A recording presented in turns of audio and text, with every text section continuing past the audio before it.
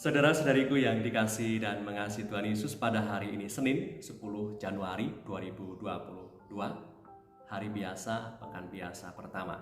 Menu sabda kita hari ini dari Injil Suci menurut Markus bab 1 ayat 14 sampai 20. Mari kita siapkan hati kita untuk mendengarkan sabdanya.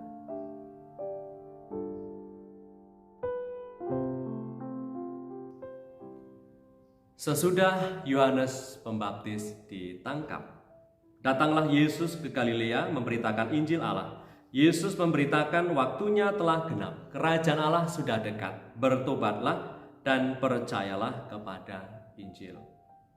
Ketika Yesus sedang berjalan menyusur danau Galilea, ia melihat Simon dan Andreas, saudara Simon.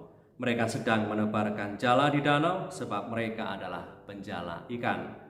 Yesus berkata kepada mereka, "Mari ikutlah aku dan kamu akan kujadikan penjala manusia."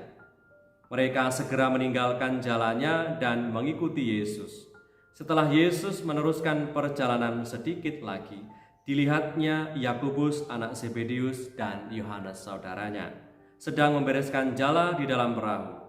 Yesus segera memanggil mereka dan mereka meninggalkan ayahnya Zebedeus dalam perahu bersama orang-orang upahannya. Lalu mereka mengikuti Yesus. Demikianlah sabda Tuhan. Terpujilah Kristus.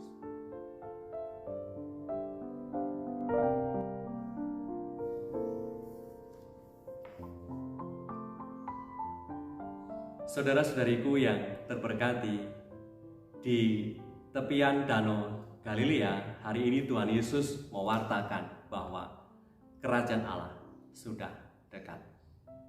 Dan tentunya dekatnya kerajaan Allah itu hendaknya ditanggapi oleh banyak orang yang telah mendengarkan pewartaan dari kabar sukacita oleh Tuhan kita Yesus Kristus. Dan bagaimana caranya agar kerajaan Allah yang sudah dekat itu sungguh-sungguh bisa dirasakan. Kerajaan Allah atau Allah yang meraja, Allah yang menguasai. Ketika Allah yang menguasai, Allah yang meraja, maka di situ akan ada damai, akan ada sukacita, akan ada kebenaran. Dan bagaimana supaya Allah yang meraja itu bisa sungguh-sungguh dirasakan? Dan ada dua syarat juga disampaikan oleh Tuhan hari ini yang mengajak kita semua untuk bisa mengalami Allah yang meraja. Kerajaan Allah itu seperti apa? Dua sikap, yaitu bertobat dan percaya kepada Tuhan. Seringkali kita mengartikan bertobat itu adalah perubahan sikap. Perubahan sikap dari yang dulunya itu marah menjadi sabar. Yang dulu seringkali itu mudah menyakiti sesama, sekarang dengan kata-kata, dengan sikap, sekarang dengan mudah mengekang lidah untuk tidak mengatakan sesuatu yang menyakiti sesama. Memang ada perubahan sikap yang kelihatan, tetapi ternyata bertobat itu lebih daripada sikap-sikap yang kelihatan itu. Pertobatan adalah sebuah sikap batin. Pertobatan adalah sebuah kesungguhan hati yang juga ditampilkan dalam sabda Tuhan hari ini. Bertobat itu artinya adalah mengikuti Tuhan Yesus. Maka tadi ketika persis sesudah Tuhan Yesus mewartakan kerajaan Allah sudah dekat, lalu disampaikan syarat untuk bisa merasakan kerajaan Allah itu dengan mau bertobat dan percaya. Dan persis sesudah itu dikisahkan tadi apa?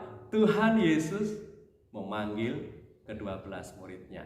Pertama, ia memanggil Petrus dan Andreas menjadi penjala manusia, dan di situ juga ia memanggil Yakobus, Yohanes dan murid-murid yang lainnya. Maka dari sabda Tuhan yang kita dengar hari ini, kita bisa menarik kesimpulan bahwa bertobat itu berarti adalah kita ingin menjadi murid Tuhan. Kita ingin mengikuti Tuhan. Dan tentunya ketika kita mengikuti Tuhan, di situ juga ada sikap percaya, pasrah, dan juga menyerahkan seluruh hidup dan rencana kita kepada Tuhan. Semoga sabda yang kita dengar pada hari ini mengajak kita untuk semakin mampu menjadi murid Tuhan yang sejati. Menjadi murid Tuhan berarti bukan lagi kita dan segala keinginan dan ego kita yang menjadi yang utama, tetapi kita sebagai murid, kita meneladani Sang Guru dan juga mengejawantahkan dan juga mewujud nyatakan perintah dari Sang Guru.